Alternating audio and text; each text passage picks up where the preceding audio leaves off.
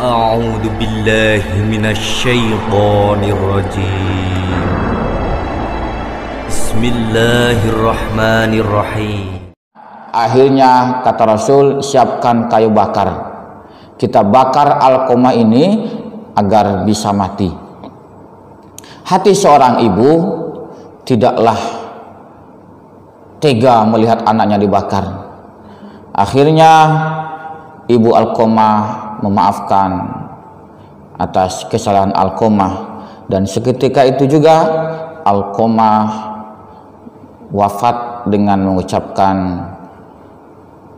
La ilaha illallah. Artinya Allah telah mengampuni Alqamah setelah ibunya memaafkan Alqamah.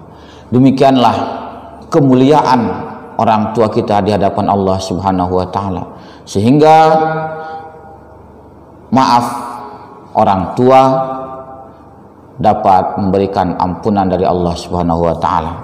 Maka dalam hadis Rasulullah sallallahu alaihi wasallam, ridallahi fi ridal walidain wa sukhtullahi fi sukhtil walidain. Bahwasanya ridho Allah itu terletak kepada ridho orang tua, dan juga murka Allah juga tergantung pada murka orang tua. Assalamualaikum warahmatullahi wabarakatuh. Alhamdulillah wa syukurillah wa la hawla wa la quwwata illa billah. Asyhadu an la ilaha illallah wahdahu la syarikalah wa asyhadu anna sayyidana Muhammadan abduhu wa rasuluhu la nabiyya ba'dah, amma ba'du. Bersyukur kita kehadirat Allah Subhanahu wa taala. Pada kesempatan kali ini berjumpa kembali dengan pembelajaran pendidikan agama Islam dan budi pekerti. Yang sebelumnya Ustadz telah membahas tentang jujur, amanah, dan juga istiqomah, masih tentang akhlakul karimah. Maka pada kesempatan yang berbahagia ini Ustadz juga akan menyampaikan tentang akhlakul karimah yang berkenaan dengan patuh kepada kedua orang tua dan guru. Namun sebelumnya, mari awali terlebih dahulu pertemuan kali ini dengan membaca doa. Mudah-mudahan apabila antum senantiasa berdoa kepada Allah Subhanahu wa taala, Allah bukakan hidayah kita, Allah berikan kemudahan kita dalam memahami setiap pembelajaran yang kita pelajari. Mari kita berdoa di rumah masing-masing. Baik, anak Ustaz, pada pertemuan kali ini sebagaimana disampaikan di awal tadi, bahwasannya Ustadz akan membahas tentang patuh kepada kedua orang tua dan juga patuh kepada guru. Sebelumnya Ustadz telah membahas tentang jujur, amanah, dan juga istiqomah. Begitupun terhadap orang tua kita. Kita harus berlaku jujur, kita juga harus amanah apa yang disampaikan orang tua kepada kita. Jika antum di saat pembelajaran normal dari rumah izin ke sekolah untuk belajar, dan orang tua telah mengeluarkan berbagai macam biaya untuk mendukung dan juga fasilitas untuk antum agar antum bisa belajar dengan baik, maka antum juga harus amanah. Dalam arti antum harus betul-betul belajar dengan baik, belajar dengan jujur, belajar dengan sungguh-sungguh, sehingga antum mampu menjaga amanah yang orang tua antum amanahkan kepada antum. Baik, di awal perjumpaan pada bab yang ke-6 ini, Ustadz akan terlebih dahulu menyampaikan tentang pengertian hormat dan patuh kepada orang tua dan guru. Yang pertama tentang hormat. Apa itu hormat? Hormat adalah sikap menghargai kepada seseorang yang telah berjasa kepada kita. Jadi kita wajib hormat kepada orang tua yang telah banyak berjasa kepada kita. Dari mulai di dalam kandungan hingga proses melahirkan antum sampai setelah lahir, dari mulai antum tidak pandai berbicara hingga saat ini antum yang sudah pandai berbicara banyak, itu tidak lain dan tidak bukan adalah jasa orang tua antum. Maka antum harus hormat kepada mereka agar setiap usaha yang orang tua antum lakukan dapat memberikan energi positif kepada orang tua antum. Yang kedua adalah patuh. Patuh adalah sikap selalu siap melakukan sesuatu yang baik dan benar. Dalam melaksanakannya dilakukan secara sungguh-sungguh dan jujur serta bertanggung jawab dan ikhlas. Jadi patuh itu sikap selalu siap menjalankan segala perintah orang tua kepada kita yang baik tentunya, dan kita ketika melaksanakannya harus sungguh-sungguh, penuh tanggung jawab, jujur, dan tentunya harus ikhlas karena Allah Subhanahu wa Ta'ala. Karena Allah tidak melihat apa yang kita lakukan, tidak melihat sebanyak apa yang kita lakukan, tidak melihat seberapa lama antum menghormati orang tua, namun Allah Subhanahu wa Ta'ala melihat dari hati kita, sejauh mana keikhlasan kita dalam mematuhi perintah orang tua, tentunya yang didasarkan atas perintah Allah Subhanahu wa Ta'ala. Hormat adalah menghargai seseorang yang telah berjasa kepada kita, sedangkan patuh selalu siap melaksanakan tugas yang telah diperintahkan kepada kita, tugas dari orang tua kita masing-masing. Sebagaimana firman Allah Subhanahu wa Ta'ala di dalam surat Al-Isra ayat 23, A'udzu billahi minasyaitonir rajim. Wa qadha rabbuka alla ta'budu illa iyya wa bil walidaini ihsana. Dan Tuhanmu telah memerintahkan supaya kamu jangan menyembah selain Dia. Artinya tidak menduakan Allah Subhanahu wa Ta'ala. Dan hendaklah kamu berbuat baik kepada ibu bapamu dengan sebaik-baiknya. Maka Allah di dalam surat Al-Isra ini menggandengkan antara melarang kita untuk menduakan Allah dan memerintahkan kepada kita untuk berbuat baik kepada kedua orang tua. Di dalam ayat ini, imma yablughanna indakal kabira ahaduhuma aw kilahuma fala taqul lahuma uff wala tanharhuma wa qul lahuma qaulan karima. Jika salah seorang di antara keduanya atau kedua-keduanya sampai berumur lanjut dalam pemeliharaanmu, maka sekali-kali janganlah kamu mengatakan kepada keduanya perkataan ah. Perkataan ah saja dilarang oleh Allah Subhanahu wa Ta'ala. Apalagi sampai antum melawan orang tua, apalagi membentak orang tua, apalagi berani memarahi orang tua, begitu Allah akan marah, karena ini perintah Allah Subhanahu wa Ta'ala.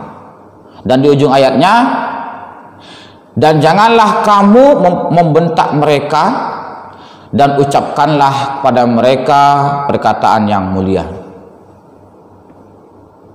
Jadi apa yang harus kita lakukan kepada orang tua kita? Di ujung ayatnya, ucapkanlah perkataan yang mulia, yang baik. Ayat 24, wafid lahuma janahad dulli mir rahmah Wa qur rabbirhamhuma kama rabbayani shaghira. Dan rendahkanlah dirimu terhadap mereka berdua dengan penuh kesayangan, dan ucapkanlah, wahai Tuhanku, kasihanilah mereka keduanya sebagaimana mereka berdua telah mendidik aku di waktu masih kecil, telah mendidik kita dari waktu kecil, telah menyayangi kita dari waktu kecil hingga masa sekarang. Ada beberapa tafsiran di ayat yang ke-24 ini. Yang pertama di dalam tafsir Al-Muyassar, ayat yang ke-24 ini, dan bersikaplah kepada ibu-ibu dan bapak-bapakmu dengan merendah dan tawadu sebagai bentuk sayang kepada mereka, dan mohonlah kepada Tuhanmu agar berkenan menyayangi mereka berdua dengan rahmat-Nya yang luas semasa mereka masih hidup maupun setelah wafat, sebagaimana mereka dahulu bersabar dalam mendidikmu semasa masih kecil, yang tidak berdaya lagi tidak memiliki kekuatan. Itu dalam tafsir Al-Muyassar. Di dalam tafsir Al-Mukhtasar, dan rendahkanlah dirimu terhadap keduanya dengan penuh rasa kasih sayang, dan katakanlah, wahai Tuhanku, sayangi dan rahmatilah keduanya, karena mereka berdua telah bersusah payah membina dan memeliharaku sewaktu kecil. Itu dalam tafsir Al-Mukhtasar. Dan di dalam tafsir Al-Wajiz, dan tunjukkanlah ketundukan dan kerendahan hati kepada keduanya untuk menambah kasih sayangmu kepada keduanya, dan berdoalah, wahai Tuhanku, kasihilah keduanya orang tuaku, dan sayangilah keduanya sebagaimana keduanya menyayangi dan mendidikku saat masih kecil. Dari 3 tafsir Al-Quran yang menafsirkan ayat 24 surah Al-Isra ini, dapat Ustaz simpulkan bahwasanya kita harus tawadu, merendahkan diri di hadapan kedua orang tua kita, sebagai bukti kalau kita itu menyayangi orang tua kita, karena mereka telah sungguh-sungguh memelihara kita, bukan hanya dari kecil, tapi sejak di dalam kandungan hingga lahir, kecil, bahkan hingga saat ini orang tua tanpa pamrih memberikan kasih sayang kepada kita. Lalu setelah kita memberikan kasih sayang kepada kedua orang tua kita, maka kita mendoakannya agar orang tua kita diampuni oleh Allah Subhanahu wa taala, diberikan kasih sayang oleh Allah Subhanahu wa taala sebagaimana mereka menyayangi kita sejak dalam kandungan, kecil hingga pada saat ini. Lalu di dalam surat lain, di dalam surah Al-Luqman ayat 14, Allah Subhanahu wa taala berfirman, a'udzubillahi minasyaitonir rajim, wa wasainal insana biwalidayhi hamalathu ummu wahnan ala wahni wa fisaluhu fi amaini anishkurli wa liwalidayka ilayyal masir. Dan kami perintahkan kepada manusia berbuat baik kepada kedua orang ibu bapaknya. Ibunya telah mengandungnya dalam keadaan lemah yang bertambah-tambah dan menyapihnya dalam 2 tahun. Bersyukurlah kepadaku dan kepada kedua orang ibu bapakmu, hanya kepadakulah kembalimu. Surat Al-Luqman ayat 14. Di dalam surat Al-Luqman ayat 14 ini, dalam tafsir, dan kami telah mewasiatkan kepada manusia agar mentaati kedua orang tuanya dan berbakti kepada keduanya dalam urusan yang bukan kemaksiatan kepada Allah Subhanahu wa taala. Ibunya telah mengandungnya di dalam perutnya dengan berbagai kesusahan yang terus-menerus. Kemudian menyapihnya 2 tahun, dan kami katakan kepadanya, bersyukurlah kepada Allah atas nikmat yang telah diberikan kepadamu. Kemudian berterima kasihlah kepada kedua orang tuamu atas pendidikan dan perhatian yang telah mereka berikan kepadamu. Hanya kepadaku, kata Allah, sajalah tempat kembali kalian. Kemudian masing-masing, kata Allah, aku beri balasan sesuai dengan haknya. Anak Ustaz rahimakumullah, begitu banyak Allah Subhanahu wa taala memperingatkan kepada kita agar kita senantiasa berbuat baik kepada kedua orang tua kita. Begitu mulia orang tua kita di hadapan Allah Subhanahu wa taala. Jangan sampai kita sebagai anak yang telah dilahirkan dari rahimnya, yang telah dipelihara sejak kecil hingga sekarang, tidak memuliakan orang tua kita masing-masing. Bahkan di dalam hadis Rasulullah sallallahu alaihi wasallam, sa'altu Rasulullah sallallahu alaihi wasallam, aku bertanya kepada Rasulullah sallallahu alaihi wasallam, ayyul amali afdalu, amalan yang paling utama yang dicintai oleh Allah Subhanahu wa taala. Lalu Nabi Muhammad sallallahu alaihi wasallam menjawab, as-salatu ala waqtiha. Yang pertama, amalan yang paling dicintai oleh Allah Subhanahu wa taala dan yang paling utama adalah salat tepat pada waktunya. Artinya, kalau kita ingin dicintai oleh Allah Subhanahu wa taala, yang pertama kita harus salat tepat waktu. Jangan menunda-nunda salat. Lalu Rasulullah, para sahabat, aku bertanya, qala qultu summa ayyun. Kemudian apalagi ya Rasul? Qala Rasulullah sallallahu alaihi wasallam bersabda, birrul walidain, berbakti kepada kedua orang tua. Yang kedua adalah berbakti kepada kedua orang tua. Qultu, aku bertanya lagi, summa ayyun, kemudian apalagi ya Rasul? Al jihadu fi sabilillah. Yang ketiga, amalan yang utama dan dicintai oleh Allah Subhanahu wa taala adalah jihad di jalan Allah Subhanahu wa taala. Hadis ini diriwayatkan oleh Bukhari dan juga Muslim. Artinya, salat sesuai waktunya merupakan amal ibadah yang utama, dan berbakti kepada kedua orang tua lebih utama daripada jihad di jalan Allah Subhanahu wa taala. Maka ketika zaman Rasulullah sallallahu alaihi wasallam, pernah ada seorang sahabat yang ingin berjihad di jalan Allah namun meninggalkan kedua orang tuanya yang tidak berdaya. Apa kata Rasul? Engkau pulang lagi, jagalah orang tuamu di rumah. Nah, inilah jawaban dari hadis bahwasannya jihad di jalan Allah Subhanahu wa taala itu lebih utama dibandingkan berbakti kepada kedua orang tua.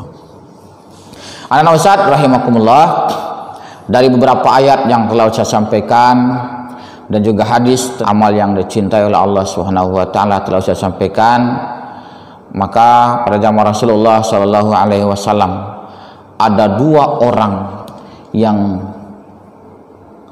sebetulnya tidak sengaja menyakiti hati orang tua. Yang pertama adalah Juraid. Juraid adalah seorang pemuda ahli ibadah. Ahli ibadah dia. Namun ketika orang tuanya berkunjung ke rumah Juraid, orang tuanya mengetuk pintu 3 kali. Juraid bukannya tidak dengar, tapi Juraid pada waktu sedang melaksanakan sholat sunnah. Di tengah-tengah sholat, orang tuanya datang mengetuk pintu. Juraid dalam hatinya ketika orang tuanya mengetuk pintu, jawab atau tidak, jawab atau tidak. Karena dia sedang melaksanakan sholat, maka ketukan pintu orang tua 3 kali tidak dijawab oleh Juraid. akhirnya orang tuanya kecewa dan keluar dari mulut orang tuanya tersebut, sebelum Juraid bertemu dengan orang-orang pelacur, maka tidak akan aku maafkan. Dan terbukti. Yang kedua, Alqamah. Alqamah itu adalah anak yang soleh. Dia tidak pernah melawan kepada orang tuanya, baik sekali kepada orang tuanya. Namun setelah Alqamah menikah, perhatian kepada orang tuanya terbagi, bahkan kalah dengan perhatian kepada istrinya, yang mengakibatkan ibunya tidak memaafkan Alqamah.